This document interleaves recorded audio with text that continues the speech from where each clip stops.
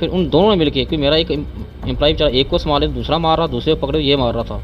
कुल मिला के दोनों मेरे हमला किया। मैं भी कोशिश कर रहा था। सत्य कहेंगे, सत्य लिखेंगे, सत्य चलेंगे। टी शर्ट के सीटें लगा, फिर वहाँ चल रही हाथापाई, फिर तुम्हारे हो रही। तब मैं चिल्ला भी रहा था कि मुझे हेल्प के लिए आओ, क्योंकि उस टाइम पुलिस तो थी नहीं। इस वजह से उसने उठ के मेरे को थप्पड़ मार दिया मेरे क्वार्टर के अंदर ही। जब थप्पड़ मारा ओबियसली थोड़ा सा मेरे को ही है, फिर मैंने थोड़ा रिएक्ट करने की कोशिश करी, बट सिंस वो मेरे से हेल्दी था, उसने मुझे ठीक ठाक धुलाई की और आ गया। फिर उन दोनों ने मिलके, क्योंकि मेरा एक एम्प्लॉय बेचारा एक को संभाले, दूसरा मार रहा, दूसरे को पकड़े, ये मार रहा था। कुल मिला के दोनों मेरे हमला किया। मैं भी कोशिश कर रहा था बचाव की, रिटेलिटी में भी कर रहा था, ऐसी बात नहीं। बट सिंस दो आदमी को मैं अकेला, मैं अब देखें मेरी 5 फुट 3 हाइट है, तो उसकी 6-6 फुट के लंबे थे 2 बंदे, उनके साथ मेरा मुकाबला हो नहीं, पॉसिबल नहीं। कल तहसीलदार सुंदरबनी पर कुछ लोगों ने उनके निवास पर, उनके घर में घुसकर उन पर अटैक किया, जानलेवा अटैक। और उसके बाद तहसीलदार जो हैं वो जीएमसी जम्मू में हैं और आज हम उनके साथ बैठे हैं। ये घटनाक्रम था क्या, किन लोगों ने वहाँ पर अटैक किया था, कौन वो लोग थे? कल हमने जब आपको रिपोर्ट दिखाई थी तो हमने आपको ये ज़रूर बताया था कि कुछ लोगों ने इलीगली वहाँ पर ज़मीनों पर कब्जे किए हुए हैं और वही लोग जो हैं वो विवाद कर रहे हैं और शायद वो नहीं चाहते हैं कि जो उन्होंने इंक्रोचमेंट की है वो उनसे छुड़वाई जाए। रविशंकर जी हमारे साथ। अच्छा सर, पहले तो आप अपनी तबीयत बताएं, कैसी है? Sir thank you. कल जैसे अटैक किया, 3 स्टिचेस लगे हैं, नेक पे भी चोटें आई है, बॉडी पे मुक्के ठीक ठाक मेरी धुलाई की गई है। पेन तो अभी है, तो रिपोर्ट में जो सीटी स्कैन में थोड़ा ब्रेन में स्वेलिंग आई है, तो डॉक्टर्स ने रिकमेंड किया रेस्ट, तो वही हूँ। तो अब उम्मीद करता हूँ जल्दी रिकवर हो जाता हूँ। अब आयु की बस अभी स्वास्थ्य ठीक है? हाँ, चलो मैं बात कर सकता हूँ, आप तो पूछिए को बात। धन्यवाद। अच्छा, हुआ क्या था? क्या वो डायरेक्टली लोग आपके घर में आ गए थे, अटैक किया था उन्होंने आकर, या उससे पहले कोई और घटनाक्रम था? कुछ मीडिया में कुछ और बातें आई, क्या हुआ था? सर पहले एक आदमी आता है बड़ा, आई वॉन्ट कमेंट कि इसने एज ए बड़ा वाइज मैन में से बिहेव किया। मेरे को कॉल किया, उसका नाम चंद्र मोहन है, वो एग्रीकल्चर डिपार्टमेंट का एम्प्लॉई है जी। उसने मुझे कॉल किया, सर मैं आपसे कुछ मिलना चाहता हूँ, मैं आपके क्वार्टर में आ सकता हूँ? मैं आइए, मोस्ट वेलकम।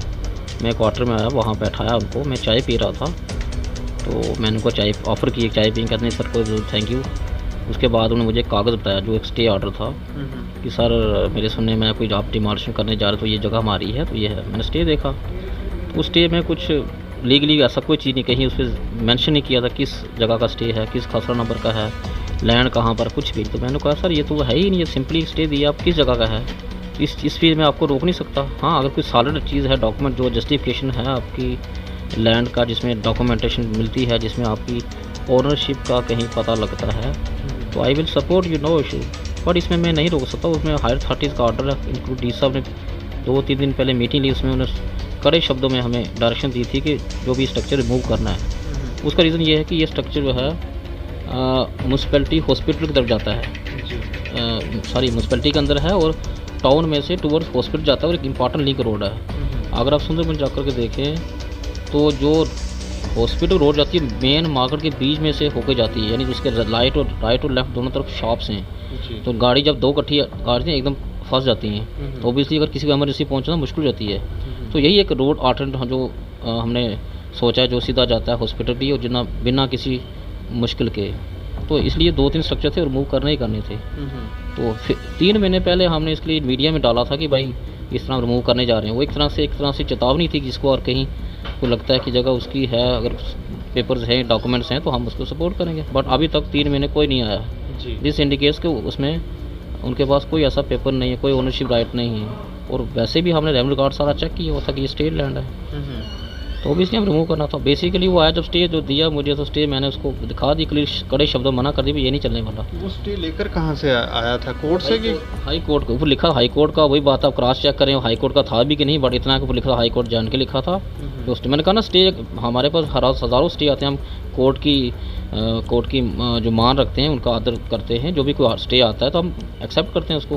बट वो स्टे लगा मुझे किसी ऐसे वेग बना के दिया, और बनाया भी तो उसी जगह, किसी और जगह था, वट एवर, क्लियर कट उसमें मेंशन नहीं था जी। तो शायद वो चीज़ को इरिटेट कर गई, तो इस चीज़ पे वो लगा मेरे को वर्बल बहस करने लगा। तो वही बहस में उसने उठ के मेरे को थप्पड़ मार दिया मेरे क्वार्टर के अंदर ही। जब थप्पड़ मारा ओबियसली थोड़ा सा मेरे को ही है, फिर मैंने थोड़ा रिएक्ट करने की कोशिश करी, बट सिंस वो मेरे से हेल्दी था, उसने मुझे ठीक ठाक धुलाई की।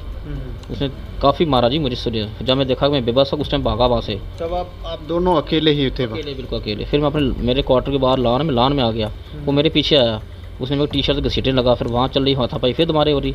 तब मैं चिल्ला भी रहा था कि मुझे हेल्प के लिए आओ, क्योंकि उस टाइम पुलिस तो थी नहीं। इतने में मेरे एम्प्लॉई किसी ने सुना, बेचारा आया दौड़ते, उन्हें बीच बचाव करने की कोशिश की। अब ये बीच चल रही, इतने में उसका एक एम्प्लॉई, एक साथी और आ गया।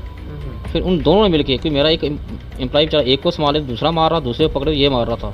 कुल मिला के दोनों मेरे हमला किया। मैं भी कोशिश कर रहा था बचाव की, रिटेलिटी में भी कर रहा था, ऐसी बात नहीं।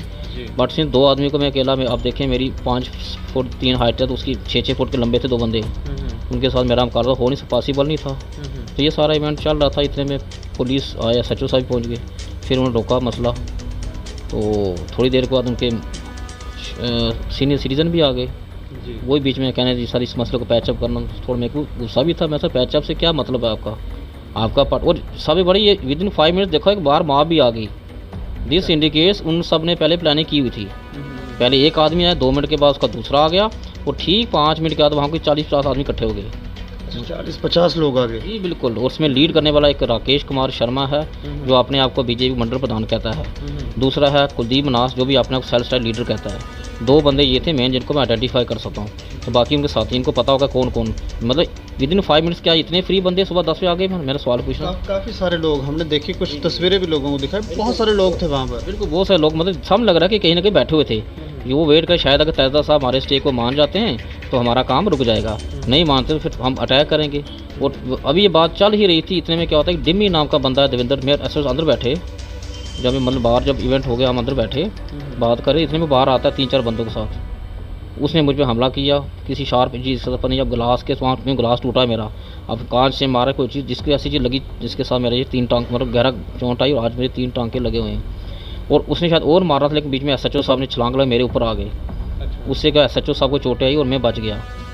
SHO साहब को कैसे मालूम पड़ा कि यहाँ पर फ़ोन किया था आपने? हाँ, वो मैंने फ़ोन किया, क्योंकि जब मैंने फ़ोन किया ना, उनको 10-15 मिनट लगे बेचारों को। तो उस इवेंट में सारा इन्होंने मेरे हमला कर दिया ठीक ठाक से। तो अब तो बड़े कहानियाँ बना रहे हैं कि हम इसके रूम में जाते हैं तो ये मारता है, ये है वो अपने आप को डिफेंस, सीधा फ्री का झूठ है। ठीक है ना, मेरे को इतना पागल नहीं, अगर मारने धमकने से पिछले 1 साल और 1 महीना हो गया मेरे को, मैंने ऑनेस्टली काम किया, किसी को कोई तंग नहीं किया। तो कितने बंदों के साथ मेरे हुए, अगर कहीं कोई इवेंट हुआ उस इवेंट को कोलेट करना दैट्स नॉट जस्टिफाइड। अगर उस तरह मैं करूँगा तो फिर मैं यही कहूँगा जितने बंदे सब के सब उल्टे काम करने वाले हैं। तो इसका मतलब क्या कि सारे उल्टे काम करने वाले होंगे। डिफेम तो किसी को भी किसी पॉइंट से किया जा सकता है, डिफेमेशन के प्रूफ होना चाहिए। हाँ, मेरे पास प्रूफ हैं कि इनके पास क्या क्या गलत काम है, कौन कौन से गलत काम जो है मैं इनको नहीं मानता हूँ, तो इसलिए मेरे से इरिटेट करते हैं। बट इनके पास मेरे क्या गलत काम है ज़रा वो भी बताएं मुझे। पहली बार ही घटनाक्रम हुआ कि इससे पहले भी इन लोगों ने कुछ ऐसा करने की कोशिश की थी? तो देखिए, कहीं ऑफिस में छोटी अगर कहीं तू मैं होती है, वो एक 2 बंदों के बीच में होती है, डेली हमारी झड़प होती है, चलिए भाई अच्छा काम, चलिए बार ये 1.5 साल तो होता है, बात खत्म हो जाइए। ये तीसरी बार ऐसा, जब भी ऐसा इवेंट होता है ये सारा माप इकट्ठा करके आ जाते हैं। मैं पूछता हूँ जनाब आपके पास कोई फ्री टाइम नहीं? जब भी कहो जी हम लीडर हैं। लीडर काम झगड़े लगाना होता है कि लीडर काम पब्लिक के विकास की बार सोचना होता है? ये है भाजपा के नहीं, मैं पार्टी वाई नहीं करूँ, इसमें मिक्स पार्टी, ऐसे किसी पार्टी को मैं नहीं करूँगा, बट मिक्स है। बट राकेश कुमार जो कहता है कि मैं भाजपा का मंडल प्रधान हूँ, अब कहता है बी से भाजपा के अंदर उसकी छवि क्या है वो तो भाजपा ही जाने। लेकिन बाकी जब कुलदीप नास है उसके ऊपर की एलिगेशन लगे हैं कि वो लोगों से पैसे लेकर के आता था, वो तो मेरे को लेटर ही मिला बजरंग दल का, कहीं वो आपने कहता मेरे को लीडर हूँ वट एवर, उसमें लेटर लेके आया किसने पैसे लेके लोगों से झूठे, तो उनसे काम करवाने के नाम पर पैसे उठे थे। तो ये मेरे पास सारे इनपुट्स हैं, राइटिंग में मेरे पास हैं। दैट्स से मैंने कभी इनको अपने पास आने नहीं दिया। और ये इरिटेट कल मेरे पास सीधा क्वार्टर में आता है बिना ना किए, मैं जनाब ये मेरा residence, this is not my office, मेरे रेजिडेंस आप नहीं आ सकते, प्लीज चलिए। उसको बात इरिटेट हुई और मुझे शक है उसने भड़काया। कुल मिला के ये 2 मॉब का काम तो राकेश शर्मा और कुलदीप नास, आई रिपीटेडली से ये 2 बंदे मॉब लेना। तो हमला करने वाला डेक जो मेरे जिम्मेवार है डिम्मी है, और डिम्मी भी सुना हिस्ट्री, उसने पहले भी किसी SHO साहब के साथ बदतमीज़ी की, उसने पहले भी 1-2 हमले किए हैं, वो उनकी हिस्ट्री है। कुछ पावरफुल लोगों का भी फिर, और कुछ पावरफुल लोगों का भी हाथ हो सकता है इनके पीछे? ऑब्वियसली सर, किसी ने बैक है। जो SHO साहब बैठे और SHO साहब की प्रेजेंस में एक मैजिस्ट्रेट पर हमला कर दिया गया। जो मैजिस्ट्रेट जो ऑर्डर पास करता है लॉ एंड ऑर्डर मेंटेन करने के, जो एक मैजिस्ट्रेट ऑर्डर पास करता है कर्फ्यू लगाने के लिए, तो उस पर ही हमला हो गया। तो फिर इसका मतलब कोई ना पीछे बैक तो है ही है जिसका लोगों को इसका शय है। जब आपने पहली बार ये अखबारों में या मीडिया में पब्लिश किया कि हम लोग एंटी इंक्रोचमेंट ड्राइव यहाँ पर चलाएंगे, तो उसके बाद कोई नेताओं के भी फ़ोन आए कि आप रुकें या इन लोगों को बख्श दिया जाए? बिल्कुल सर, सियासी लोग आए बिल्कुल फ़ोन के ओबियसली। खैर उनकी देखो ना, सियासी लोगों की मजबूरी भी है, ये हम समझ सकता हूँ, पब्लिक के पास पहुँचती है। हर फ़ोन ज़रूरी नहीं होता कि रोकने वाला ही हो, बट इस मामले में मुझे फ़ोन आए। चलो जितना हमसे हो सकता हम हेल्प भी कर सकते थे कि ठीक है, अगर इनके पास कोई लीगल डॉक्यूमेंट है, अगर लाएँ तो हम इनकी हेल्प करेंगे, हम नहीं डिमोलिश करें। बट 3 महीने अभी तक कोई लीगल डॉक्यूमेंट नहीं आया और रिकॉर्ड हमारे पास पता है स्टेट लैंड है, बात खत्म है। हालांकि they are misleading the public कि भाई वहाँ पर लोगों के घर भी स्टेट वो क्यों तोड़ गए। तो ठीक है, सरकार लोगों को नुकसान पहुँचाने के लिए बैठी है। अगर एक तरफ लोगों के घर हैं और एक तरफ सिंपल एक रोड है और 3 दुकानें, तो ऑब्वियसली 3 दुकानें तोड़कर अगर रोड निकल रही है तो हमारी कोशिश 3 दुकानें तोड़ने के, लोगों के घर तो नहीं है ना। जब सरकार लोगों को घर के पैसे दे रही है, सरकार घर बना के दे रही है, तो सरकार लोग घर क्यों तोड़ेगी। तो सरकार की ओवरऑल इमेज जो है कोशिश पॉजिटिव वे में ऑप्टिमिस्टिक है, बट दे आर मिसलीडिंग इस इशू को डिबेट करने का। वो क्रक्स का स्टोरी यही है, इन सारा का रचा प्लान था ताकि वो 3 दुकानें ना टूटें, क्योंकि ये तीनों एक बदमाश एलिमेंट मेरे सुनने में आया, एग्रेसिव एलिमेंट से पैसा इनका बहुत ठीक ठाक कमाया है। तो ओबियसली जब पैसे की होती है, बस पावर हाथ में होती है, तो बंदा छोटे मोटे मुलाजमों को परवाह नहीं करता है। उसके बाद कल ये जो घटनाक्रम हुआ उसके बाद फिर तोड़ दी गई उनकी जी दुकानें? बिल्कुल सर, जब डिस्ट्रिक्ट एडमिनिस्ट्रेशन क्या, it is issue of the state. अब तो खैर यूटी है, पूरी यूटी का इशू है। तो किसी एक स्पॉट के ऊपर 3-4 फैमिलीज 10 एलिमेंट आकर के जो कानून को अपने हाथ में नहीं ले सकते। कानून हमेशा पावरफुल रहा और रहेगा। ये आपने देखा हमारे पिछले दिनों बड़े बड़े नेताओं की बठिंडी में जब स्ट्रक्चर टूट सकते हैं, तो इसी चंद्रमोहन जी एक एग्रीकल्चर अफसर हैं या छोटे मोटे किसी सियासी पार्टी जुड़े हैं, तो इसका मतलब ये नहीं कि पावरफुल हो गए।